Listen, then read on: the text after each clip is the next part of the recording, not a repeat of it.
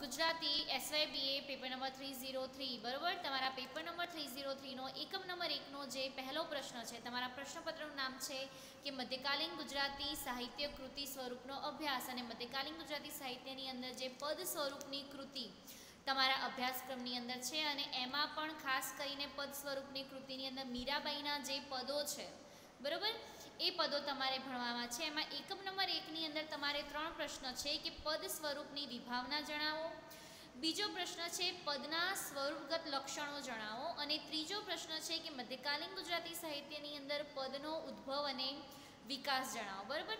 હવે આ ત્રણેય પ્રશ્નોમાંથી કોઈ પણ 2 પ્રશ્ન હશે અને 2માંથી કોઈ પણ એક પ્રશ્ન તમારે લખવાનો છે. આજે આપણે ચર્ચા એકમ નંબર 1ની અંદર જે પહેલો પ્રશ્ન છે કે પદ સ્વરૂપની વિભાવના જણાવો, અથવા તો પદના પ્રકારો જણાવો, અથવા તો પદના સ્વરૂપગત લક્ષણોના પ્રકારો જણાવો, અથવા તો પદના લઘુપદ્ય પ્રકારો જણાવો બરાબર. એટલે કે પદના જે બીજા પ્રકારો પડે છે, પદ એટલે કે શું, પદના બીજા લઘુપદ્ય પ્રકારો કયા છે તેના વિશેની વાત, અને પદના પ્રકારો, પદની વિભાવના, એના વિશેની વાત આ પ્રશ્નની અંદર છે. હવે એમાં આપણે પ્રસ્તાવના જોઈએ તો બરાબર. તો પ્રસ્તાવનાની અંદર જુઓ તો મધ્યકાલીન ગુજરાતી સાહિત્ય અને તમે અર્વાચીન ગુજરાતી સાહિત્ય, એટલે કે મધ્યકાલીન ગુજરાતી સાહિત્ય એટલે કે નરસિંહ મીરા જે 11મીથી લઈને 18મી સદી સુધી બરાબર, એટલે કે આખું સમગ્ર એમ જોઈએ તો મધ્યકાલીન ગુજરાતી સાહિત્ય એટલે કે નરસિંહથી દયારામ સુધીનું સાહિત્ય.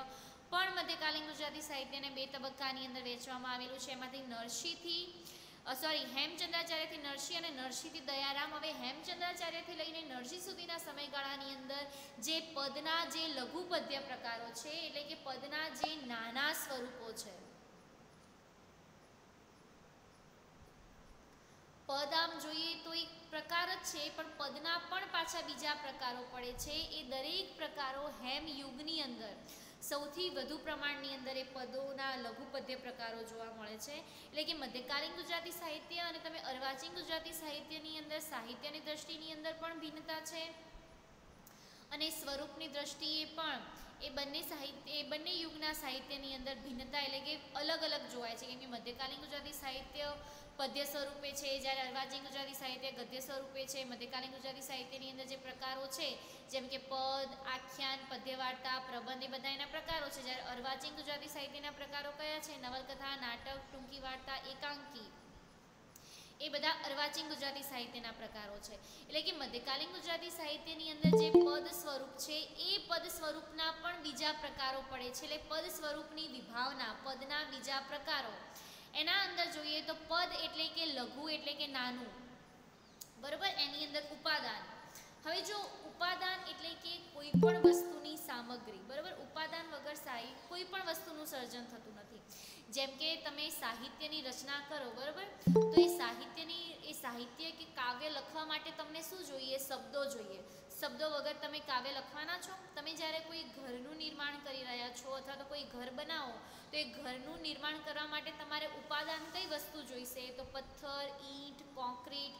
શિલ્પકાર જ્યારે શિલ્પીની મૂર્તિ બનાવે છે ત્યારે એના માટે એક પથ્થર જોઈશે, એની પાસે એક ટાંકણી કે હથોડી કે ખીલી જોઈશે કે જેના વડે પોતે જે કોતરણીને કંડારી શકે બરાબર. આ બધું એનું ઉપાદાન થયું. એટલે કે જ્યારે તમે પદના ઉપાદાનની વાત કરો છો ત્યારે પદની અંદર ઉપાદાનની અંદર શું છે?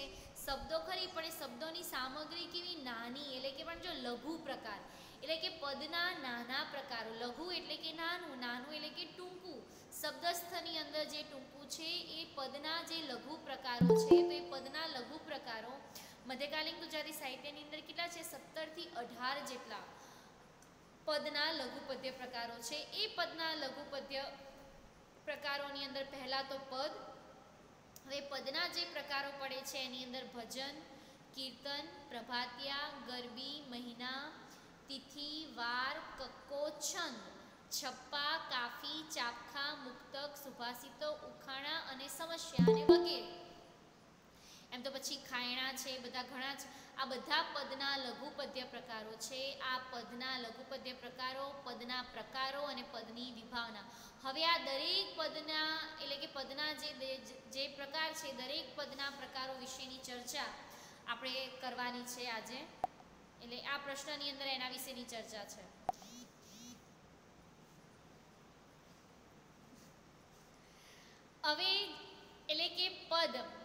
હવે આ પદની અંદર પહેલાં જોઈએ તો કે પદ એટલે કે શું? પદ એટલે કે ટૂંકું, સાદું અને સોરી અહીંયા ઘેરની અહીંયા ગેય છે.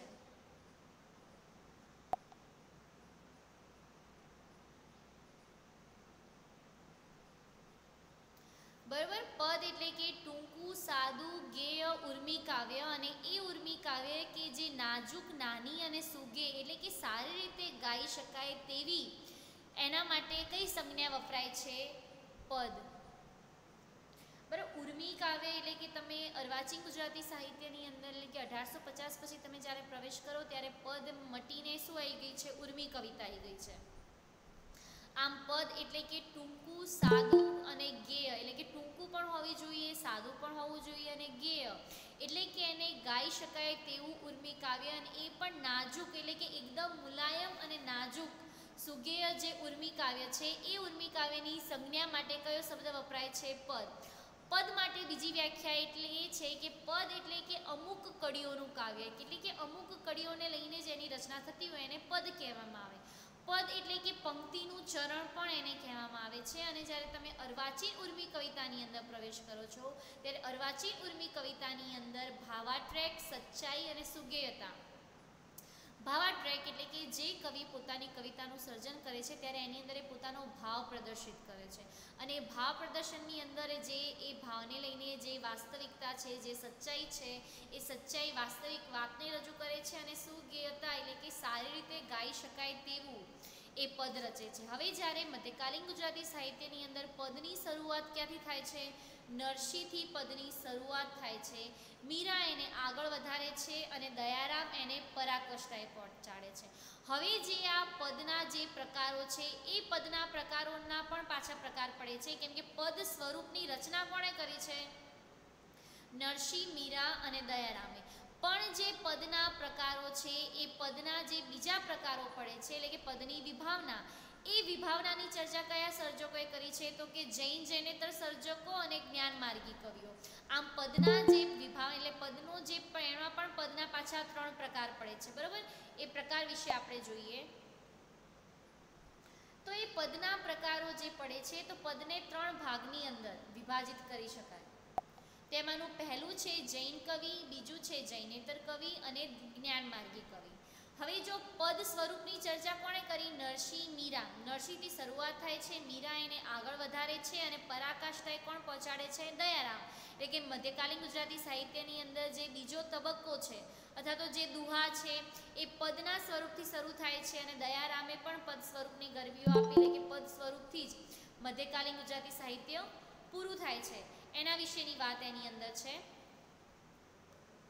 હવે જે પદના પ્રકારો છે એ પદના પ્રકારોની અંદર જૈન કવિઓ, જો જૈન કવિ એટલે કે જે સર્જકો કૃતિની અંતે દીક્ષાનો પ્રસંગ આપતા હોય તેને જૈન કવિઓ કહેવામાં આવે. અને જૈનેતર કવિ એટલે કે જે કવિઓ કૃતિની અંતે દીક્ષાનો પ્રસંગ આપતા નથી તેને જૈનેતર કવિ કહેવામાં આવે. અને જ્ઞાન માર્ગી કવિ એટલે કે જે અખો, પ્રીતમ, ધીરો ભગત છે, એ બધાના જે વિશ્વનાથ જાની છે, આ બધા જે સર્જકો છે, અખો છે, એ બધા સર્જકોને તમે જ્ઞાન માર્ગી કવિ કહી શકો છો. એટલે કે પદના પ્રકારો પાછા 3 ભાગની અંદર વિભાજિત કરેલા છે: જૈન કવિઓ, જૈનેતર કવિઓ અને જ્ઞાન માર્ગી કવિ.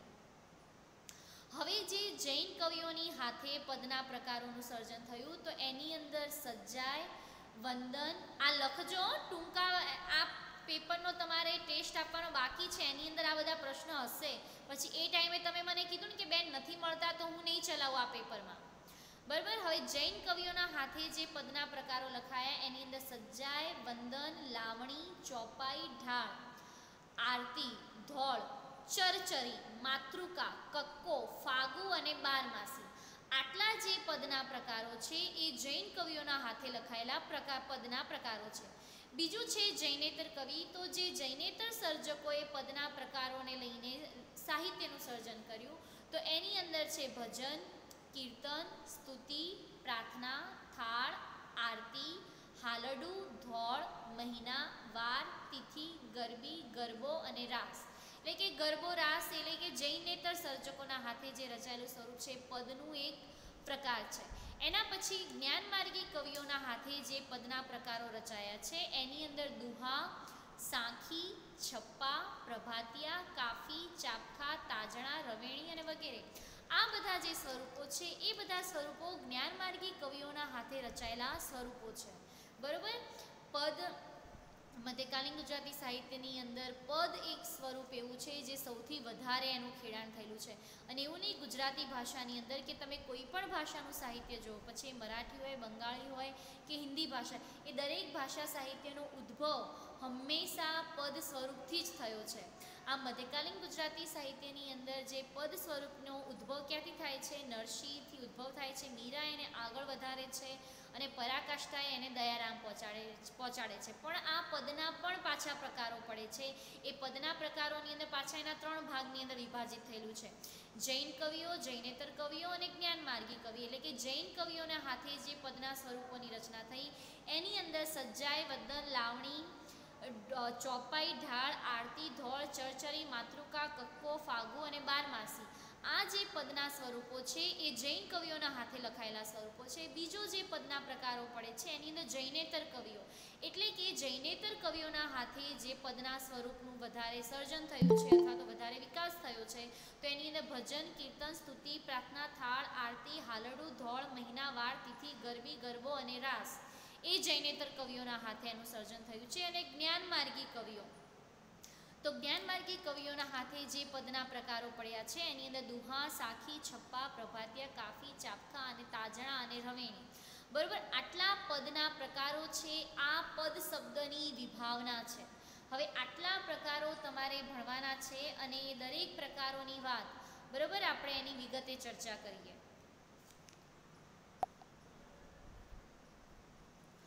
હવે છે પહેલું ભજન. બરાબર. હવે ભજન કોના હાથે એટલે કે કયા કવિના હાથે લખાયેલું છે? તો કે જૈનેતર સર્જક. જો આ ખાસ યાદ રાખજો, કેમ કે MCQની અંદર હું પૂછીશ કે ભજન પદના પ્રકારોની અંદર ભજન એ કયા સર્જકના હાથે લખાયેલું, એટલે કે PPT તમે ખાસ લખજો. હવે ભજન, બરાબર. ભજન એ કયા ધાતુ પરથી? તો ભજન શબ્દ એ ભજન એટલે કે એ ભજ ધાતુ પરથી આવેલો શબ્દ છે. ભજન એટલે કે શું? એટલે કે જે દેવને નમે, જે દેવને પ્રેમ કરે એને ભજન કહેવામાં આવે. એટલે કે ભગવાનની સેવા કરે એને એટલે કે ભજવું. એ ભજન એટલે કે ભજવું. તમે જે ભગવાનને ભજતા ભજતા જે ભગવાનની ઉપાસના કરો છો એને ભજન કહેવામાં આવે. કેમ કે મધ્યકાલીન ગુજરાતી સાહિત્ય ધર્મ કેન્દ્રી સાહિત્ય છે ને. મધ્યકાલીન ગુજરાતી સાહિત્યની અંદર કેન્દ્ર સ્થાને શું છે? ધર્મ છે. એટલે કે જે પણ સર્જકે સાહિત્યનું સર્જન કર્યું એને ધર્મને કેન્દ્રમાં રાખી અને સાહિત્યનું સર્જન કરેલું છે. એટલે કે જે બી સાહિત્ય રચાયું બધું ધર્મ કેન્દ્રીય રચાયું. હવે જે ભજનો રચાયા એ ભજનોનો મુખ્ય હેતુ શું હતો?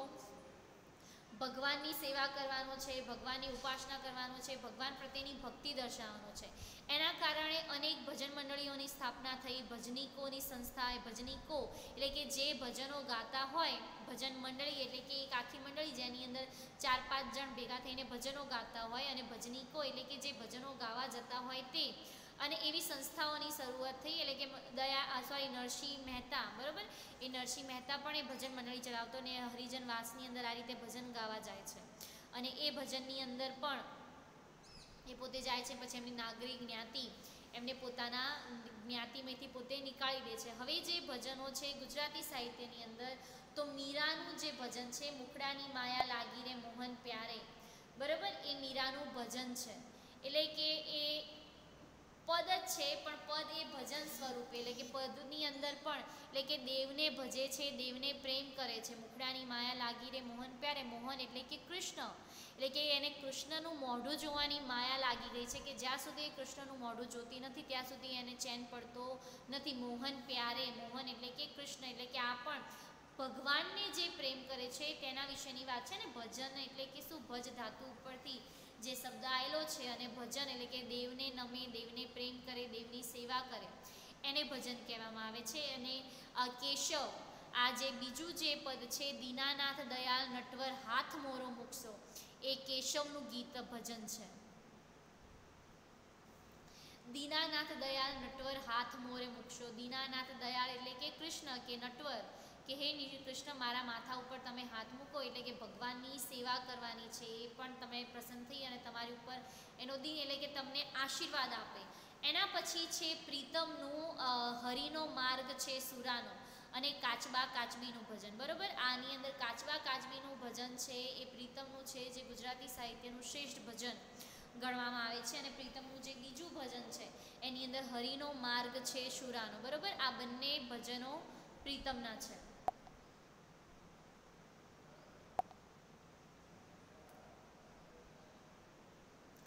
હવે ભજન પછી છે કીર્તન. તો કીર્તન શું છે? એ કીર્તન એ ભજનનો જ એક પદ પ્રકાર છે. અને કીર્તન એટલે કે સ્તવન અને સ્તુતિ. જો જૈન સર્જકો ના હાથે લખાયેલું આ સ્વરૂપ છે. અને કીર્તન અને સ્તવન અને એટલે કે ભગવાનની જે તમે સ્તુતિ કહો છો એને કીર્તન કહેવામાં આવે. એ કીર્તનની અંદર પોતાના જે ઈષ્ટદેવ છે એ ઈષ્ટદેવ એટલે કે તમે જો જૈન સર્જકો હશે તો એ લોકોના જે 24 તીર્થકર ભગવાન હશે એ 24 તીર્થકર ભગવાનને લઈને એ લોકોના જે ગુણ છે એટલે કે જે સારી સારી બાબત છે એમના જે સ્વરૂપ છે ને, સ્વામિનારાયણ સંપ્રદાયની અંદર કે જૈન કવિઓની અંદર ભગવાનના આખા શૃંગારના એમના જે સ્વરૂપના જે વર્ણનો થતા હોય એ કીર્તન સ્વરૂપે થતા હોય, એટલે કે એને કીર્તનનો અંશ કહેવામાં આવે છે. તમે ગુજરાતી હિન્દુ ધર્મની અંદર જ્યારે કૃષ્ણના જે શૃંગારના પદો છે, કૃષ્ણના જે સ્વરૂપો છે એને કીર્તન કહેવામાં આવે. એટલે કે બધા જ ભજન કીર્તનમાં વિશિષ્ટ થતા સુગેય સમૂહ ગીતો, એટલે કે આ કીર્તનને તમે સમૂહની અંદર પણ ગાઈ શકો અને સમૂહની અંદર પણ તમે કીર્તનને તમે રજૂ કરી શકો. બરાબર, તો તમારો પ્રશ્ન આપણે આટલે સુધી રાખીએ છીએ.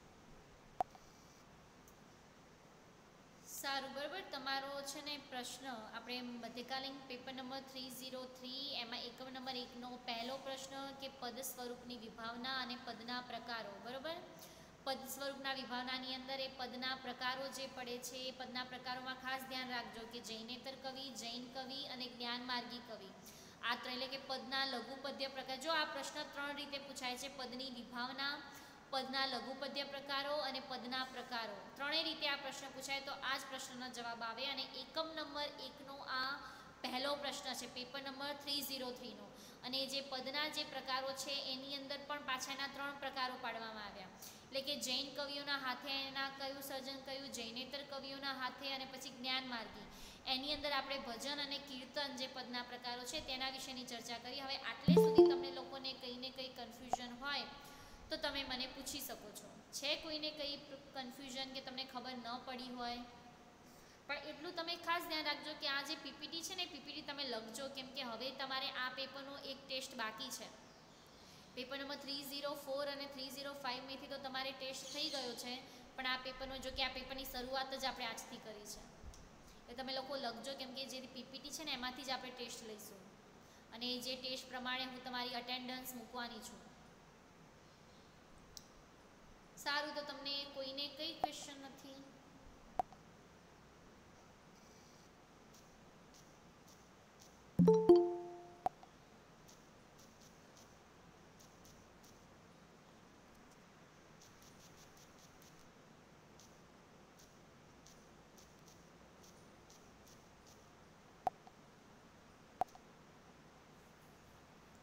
તમને લોકોને કંઈ ક્વેશ્ચન હોય ને તો પૂછી લેજો, પછી હું તમને ટેસ્ટ આપી દઉં ને પછી એ સમયે તમને પ્રશ્નની ખબર ન પડે તો એ સમયે મને એવું ના કહેતા.